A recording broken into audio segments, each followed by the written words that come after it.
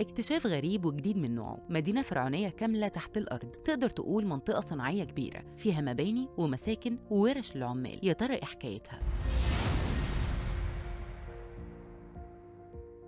رغم مرور أكتر من 7000 سنة على الحضارة المصرية، لسه الأرض بتخبي جواها كنوز وآثار في كل حتة، وكل ما نحفر نلاقي حاجة جديدة تحكي لنا عن عظمة المصريين القدماء وحياتهم اللي كانوا عايشينها زمان. حسب موقع العربية، البعثة الأثرية الفرنسية اللي شغالة في معابد الكرنك نجحت في اكتشاف أثر جديد جوه المعبد. لقت منطقة صناعية ضخمة عبارة عن مستوطنة فيها ورش كان بيستخدمها العمال المصريين القدماء على مدار عصور مختلفة. الاكتشاف ده حصل خلال أعمال الحفر اللي شغالين عليها قريب من المتحف المفتوح، ولسه الحفر مكمل علشان يكتشفوا تفاصيل اكتر عن المكان، ومن المتوقع انهم يعلنوا عن كل التفاصيل الجديده خلال الايام الجايه. مصادر كمان في منطقه اثار الاقصر قالت لليوم السابع ان المنطقه دي مساحتها حوالي 2400 متر مربع، يعني تقريبا 40 متر في 60 متر، ولسه ممتده في باقي الاتجاهات، وبيتم اكتشاف اجزاء جديده منها مع استمرار الحفر. واللي تم العثور عليه لحد دلوقتي هو مجموعه مباني معموله بالطوب اللبن باحجام مختلفه، واللي بيتوقع انها كانت ورش صناعيه موجوده حوالين معابد الكرنك، وكان العمال بيستخدموها خلال الفترة الخاصة بالعصر البطلمي، لكن فضلوا شغالين فيها لحد العصر البيزنطي. كمان من ضمن الحاجات اللي اكتشفوها كمية كبيرة من مخازن الغلال المصنوعة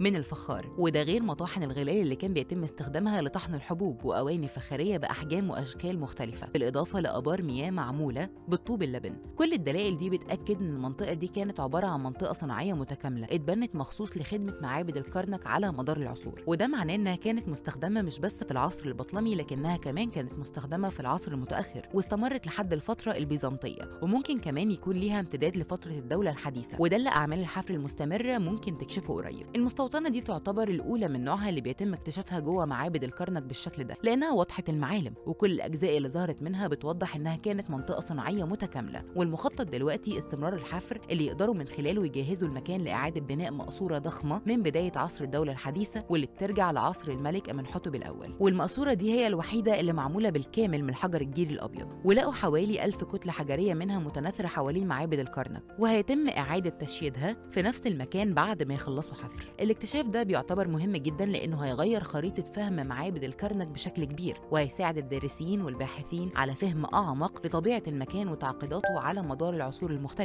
وبوجود المستوطنة الصناعية دي هيكون عندنا تصور أوضح عن معابد الكرنك ودورها في حياة المصريين القدماء، وده هيكون مفيد لأي حد مهتم بالدراسات الأثرية وبيبحث عن معلومات جديدة عن تاريخ مصر القديمة، خصوصا إن الكرنك من أهم المعابد اللي كانت بتمثل مركز ديني وإداري كبير عبر العصور. ومع استمرار الأبحاث ممكن نكتشف معلومات أكتر تساعدنا على فهم الطريقة اللي كان بيتم بيها تشغيل المعابد والصناعات اللي كانت بتتم جواها، وده ممكن يغير النظرة العامة عن معابد الكرنك وطبيعة الحياة اللي كانت موجودة وقتها، وده اللي هنكتشفه الأيام اللي جاية.